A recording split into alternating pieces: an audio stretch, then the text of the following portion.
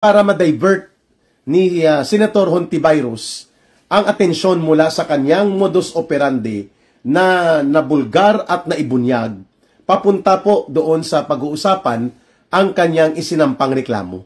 So inaagaw niya ang atensyon ng media at gagamitin niya ang pagkakaroon ng kalituhan ng publiko kung ano ba talaga ang kalagayan ngayon ng reklamong ito sapagkat parang lumalabas na biktima siya.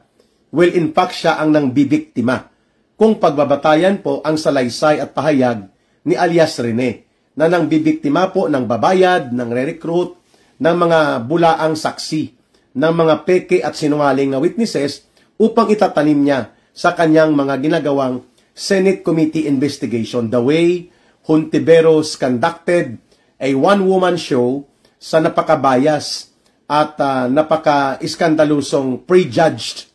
No? Walang karapatan doon sina Pastor Kibuloy, ang mga ministro ng Kingdom of Jesus Christ, even si Pangulong Rodrigo Duterte at si Vice President Sara Duterte, ipinagdiinan po sa script at manipulasyon na ginawa nila Hontiveros na umiiral ang Davao Criminal Syndicate Group na Kibuloy Duterte Crime Group.